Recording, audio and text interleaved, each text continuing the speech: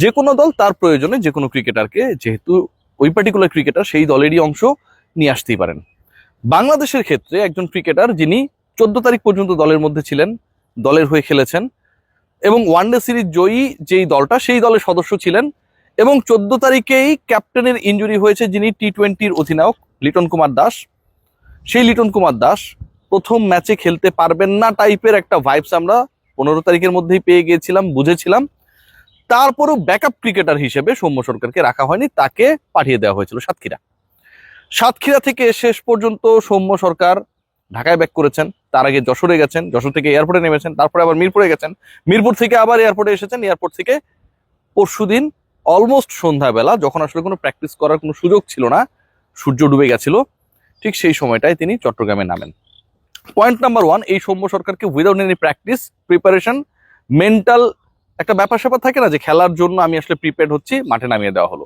সৌম্য যতটা খারাপ করেছে এটার আমি কোনো দোষ দেখি না, কোনো ধরনের ফলস আমি সৌম্য সরকারকে দিতে চাই না। তাকে বরং অস্থির করার ক্ষেত্রে টিম ম্যানেজমেন্টের যে অপেশাদারিত্ব, এটা আমার কাছে সবচেয়ে বড়, সবচেয়ে প্রকট হয়ে যায়। Point number 1। Point number 2, Bangladesh দল সবশেষ ম্যাচে যেভাবে হেরেছে, যেভাবে ব্যাটিং করেছে, যেই অ্যাপ্রোচে ব্যাটিং করেছে, সবগুলো বল অলমোস্ট 5 জন ক্রিকেটার তারা বিগ হিট নিতে গিয়ে আউট হয়েছে। যেহেতু মিস হিট হচ্ছে, একজন দুজনের মিস হিট হওয়ার পরে বাকিদের কেয়ারফুল হওয়া দরকার ছিল, সবাই বাউন্ডারি লাইনে এসে ক্যাচ দিয়ে আউট হয়ে গেছেন। যদি সেটাই হয়, যদি সেরকম একটা সিচুয়েশন ক্রিয়েট হয়, মিস হিট হচ্ছে, প্রপার টাইমিং হচ্ছে না, ছক্কা হচ্ছে না, ক্যাচ হয়ে যাচ্ছে, সবাই কেন একই টাইপের খেলা খেলতে চাইবে? মানে অস্ট্রেলিয়া কি আপনার পাড়ার দল? আপনি চাইলেন আর হারিয়ে দিলেন। একই সাথে প্রথম ম্যাচ টি-20 সিরিজের, যেই ম্যাচটা জিতলে বাংলাদেশ 1-0 এগিয়ে থাকতো, পরের 2 ম্যাচের মধ্যে একটা জিতলেই বাংলাদেশ অস্ট্রেলিয়ার অলমোস্ট মেইন টিমের বিরুদ্ধে টি-20 সিরিজে জেতার একটা গৌরব অর্জন করতো। সেই কাজটা, সেই লক্ষ্যটা থেকে বাংলাদেশ দল টোটালি অনেক দূরে ছিল, তারা পারে নাই, একদম পারে নাই। থার্ড যে পয়েন্ট, 11 সিলেকশনটা যেভাবে হয়েছে, যেই প্রক্রিয়ায় হয়েছে, শুরুতে সৌম্যের কথা বললাম, এবং এই সৌম্যের আলোচনাটাকে যদি একটু দূরে রেখে অন্য ক্রিকেটারদের সিলেকশনের জায়গাটা দেখি, সেটাও চরম চরম প্রশ্নবিদ্ধ। আপনি খেয়াল করে দেখবেন যে আব্দুল গফর সাকলাইন খেলেছেন, অবশ্যই তিনি আমাদের ফিউচার স্টার, বাংলাদেশকে হয়ে ফিউচারে অনেক ভালো সার্ভিস দেবেন। তিনি একজন পেস বোলিং অলরাউন্ডার হিসেবে টিম টাইগার্স স্কোয়াডে এখন থেকে 2-3 বছর পরে একজন ইনফ্লুয়েন্সিয়াল ক্রিকেটার হবেন, এই প্রত্যাশা আমাদের সবার রয়েছে, এই স্বপ্ন আমাদের সবার রয়েছে, সাকলাইনেরও রয়েছে, ন্যাশনাল টিমে তিনি খেলা ডিজার্ভ করেন। কিন্তু অস্ট্রেলিয়ার বিপক্ষে আপনি খেলতে নামছেন, সেই অস্ট্রেলিয়ার বিপক্ষে আপনি আব্দুল গাফফার সাকলাইনকে খেলালেন কার জায়গায়? নাহিদ রানার জায়গায়। কারণ নাহিদ রানা প্রথম টি-20 একাদশে ছিল না। নাহিদ রানা কেন ছিল না? এখন যদি আপনি বলেন যে ভাই ওর ওয়ার্কলোড ম্যানেজমেন্টের জন্য নাহিদ রানাকে খেলানো হয়নি, এই ওয়ার্কলোড ম্যানেজমেন্টের পরিকল্পনা যেই বিজ্ঞ, যেই জ্ঞানী, যেই সায়েন্টিস্ট করছেন, আমার কাছে মনে হয় যে তার মেন্টাল ম্যানেজমেন্ট দরকার। কেন আমি এই কথা বলছি? এটা চরম বিরক্তিকর একটা কাজ হয়েছে। নাহিদ রানা তো সবশেষ ওয়ানডে খেলেছেন, মানে ওয়ার্কের লোড নিয়েছেন চলতি মাসের 11 তারিখে। 11 তারিখে দ্বিতীয় ওয়ানডেতে তিনি খেলেছিলেন, তারপর থেকে তিনি খেলার মধ্যেই নাই। অলমোস্ট 1 সপ্তাহ পরেও নাহিদ রানা টি-20 ক্রিকেটে মাত্র 4টা ওভার করার জন্য রেডি না, এবং ওই 4 ওভার করলে তার ওয়ার্কলোড ম্যানেজ হবে না, এই রকম গল্পগুজব যারা করেন, থিওরি যারা দেন, এই পরিকল্পনা যারা করেন, এদের মেন্টাল স্ট্যাটাস নিয়ে আমার কাছে মনে হয় আলোচনা করার, রিসার্চ করার যথেষ্ট কারণ রয়েছে। সো এই পরিকল্পনাটা, এই রুটিনটা যিনি দিয়েছেন, আমার কাছে মনে হয় বাংলাদেশের ক্রিকেট এবং ওয়ার্কলোড ম্যানেজমেন্ট, এই দুইটা সম্পর্কে, কোনো একটা সম্পর্কে অথবা উভয় সম্পর্কে তার ধারণার যথেষ্ট যথেষ্ট ঘাটতি রয়েছে।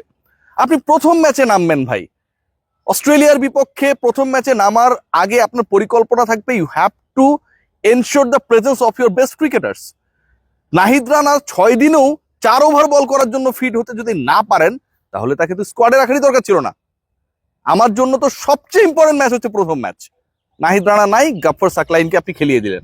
আমার সাকলাইনকে নিয়ে কোনো আপত্তি নাই, কিন্তু এরকম অল ইম্পর্টেন্ট ম্যাচে আপনি যখন এরকম একটা রিপ্লেসমেন্ট করবেন, এবং আগের ওয়ানডেতে না খেলা 6-7 দিনের বিশ্রামে থাকা একজন ক্রিকেটার 4 ওভার বল করতে পারবে, সেই কনফিডেন্স আপনার মধ্যে থাকবে না, আপনি তাহলে ভুয়া নীতি নির্ধারক, আপনি প্রপার জিনিসটা নিয়ে আসলে খুব বেশি কনসার্নই না।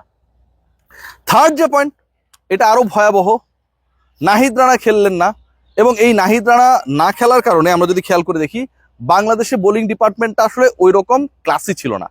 অথচ অস্ট্রেলিয়ার বিপক্ষে বাংলাদেশ যখন প্রথম ওয়ানডেটা জিতলো, 21 বছর পর মিরপুর শেরেবাংলা স্টেডিয়ামের স্পোর্টিং উইকেটে, সেখানটায় কিন্তু নাহিদ রানা আলটিমেটলি সবচেয়ে ট্রাবলসাম ক্যারেক্টার হয়ে গিয়েছিল। সেই ক্যারেক্টারকে আমরা অ্যাবসেন্ট রেখে প্রথম টি20 খেলতে নামলাম। আরেকটা গুরুত্বপূর্ণ পয়েন্ট নাম্বার 4, খেয়াল করে দেখুন যে অস্ট্রেলিয়ার বিপক্ষে সবশেষ টি20 ওয়ানডে সিরিজের সবচেয়ে সাকসেসফুল ব্যাটার কে ছিলেন, সবচেয়ে তাদের বোলিং অ্যাটাকের এগেনস্টে সবচেয়ে স্মুথ কে ছিলেন, strike rate according to the situation K better maintain করেছেন, একজন ক্রিকেটারের নাম আসবে ভাই, নট ইভেন তাওহিদ হৃদয়। তাওহিদ হৃদয় প্রথম ম্যাচে কিছুটা স্লো ছিলেন। সেই ক্রিকেটারটার নাম হচ্ছে মোসাদ্দেক হোসেন সৈকত। 70 বলে 86, 14 বলে সম্ভবত 19 করলেন পরেরটায়। তারপরের ম্যাচেও হচ্ছে 110+ স্ট্রাইক রেটে ব্যাট করলেন। এখন এই same Australian bowling attack almost যারা টি20তে এখানটায় রয়েছে, অ্যালিস রয়েছে এখানটায়, জ্যাম্পার রয়েছে এখানটায়, এই একই বার্টলেট রয়েছে, বোলিং অ্যাটাকের বিপক্ষে যেই ক্রিকেটারটা 7 দিন আগে, 4 দিন আগে, 5 দিন আগে অসাধারণ পারফরমেন্স করলেন, টুর্নামেন্টের সিরিজের সেরা ক্রিকেটার ছিলেন, তিনি টি20 সেটআপের মধ্যে কেন আসতে পারলেন না? মোসাদ্দেক হোসেন সৈকতকে যদি টি20 দলে রেখে দলটা ঘোষণা করা হতো, অথবা যেহেতু ক্যাপ্টেনের ইনজুরি সংক্রান্ত ইস্যু রয়েছে, সেই জায়গাটায় I am telling you again, Mosaddek সৈকতকে বরং দলভুক্ত করা হতো, তাহলে কি এমন সমস্যা ছিল? তিনি ফর্মে রয়েছেন, এই একই বোলিং অ্যাটাকের বিপক্ষে সাকসেসফুল ছিলেন, সবশেষ শর্টার ভার্সনের সিরিজে তিনি সিরিজের সেরা ক্রিকেটার ছিলেন, আপনি তাকে কোনোভাবেই বিবেচনা করলেন না, যিনি নিজে একজন বোলিং অপশন।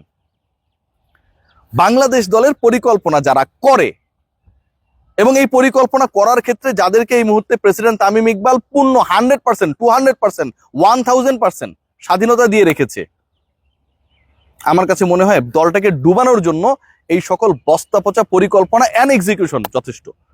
প্রথম ম্যাচে বাংলাদেশ যেভাবে হেরেছে, মনে হয়েছে যে বাংলাদেশ গলি ক্রিকেটে থাকে না, যে একটা কোকা-কোলা, একটা 7-আপের বিনিময়ে যেই দল জিতবে হারবে, এইটা হচ্ছে বাজি। বাংলাদেশের ক্রিকেটাররা যেন এরকম একটা বাজি খেলতে নেমেছিল, সবাই ছক্কা মারার চেষ্টা করছে, একবার ধরার কেউ চেষ্টা করছে না, দলের কোনো ডেপথ ছিল না। 11 সিলেকশন করা হয়েছে বেস্ট ক্রিকেটারদেরকে বাইরে রেখে, স্কোয়াড দেওয়া হয়েছে যেই ক্রিকেটার পারফর্মার তাকে বাইরে রেখে। এরকম একটা দল এত আয়েসি ভঙ্গিতে, উদাসী ভঙ্গিতে যখন অস্ট্রেলিয়ার মতো একটা দলের বিপক্ষে জয়ের স্বপ্ন দেখবে, সেটা কি আসলে প্রপার হতে পারে? সো আলটিমেটলি তো মোসাদ্দেক সৈকত নেই। পরের ম্যাচের 11-এ আমি যতটুকু দেখছি যে দুটা গুরুত্বপূর্ণ পরিবর্তন আসবে। একটা হচ্ছে either Liton Kumar Das will be back, এটা 50-50 রয়েছে এখন পর্যন্ত যে লিটন খেলবে কি খেলবে না। না খেললে আমি যতটুকু জানতে পেরেছি নুরুল হাসান সোহান উইল বি দ্য পার্ট, কারণ তাকে তো আপনি কিপার ব্যাটার হিসেবেই নিয়েছেন। So keeper batter will be the replacement of a keeper batter. So Mosaddek Liton Kumar দাসের জায়গায় সম্ভবত নুরুল হাসান সোহানকে দেখা যেতে পারে। এবং এই যে নাহিদ রানাকে নিয়ে আমরা এত আলোচনা করছি, আমার কাছে মনে হয় যিনি ওয়ার্কলোড ম্যানেজমেন্টের পরিকল্পনা দিয়েছেন, তার পরিকল্পনা নাহিদ রানা আরো 2 ম্যাচ পরে খেললে ভালো হয়। তো ওইটা আর হবে না। নাহিদ রানা যদি সব ঠিকঠাক থাকে, পরের ম্যাচে বাংলাদেশের 11-এ তাকে দেখা যাবে। আর বাকি যারা 9 জন ছিলেন, ওই 9 জনই থাকবেন, কারণ বোলিং অ্যাটাকে শরীফুল, তাসকিন তারা দুজনই থাকবেন, নাহিদ রানা থাকবেন, শাক মাহাদি থাকবেন, এবং স্পিন ডিপার্টমেন্টে আমরা যেটা দেখেছি এটাতে আসলে বড় কোনো পরিবর্তন আসছে না। ব্যাটিং ওয়াইজ বাংলাদেশ দল যেরকমটা ছিল ওরকমটাই থাকবে। সবাই ভালো থাকবেন, টেক গ্রেট কেয়ার।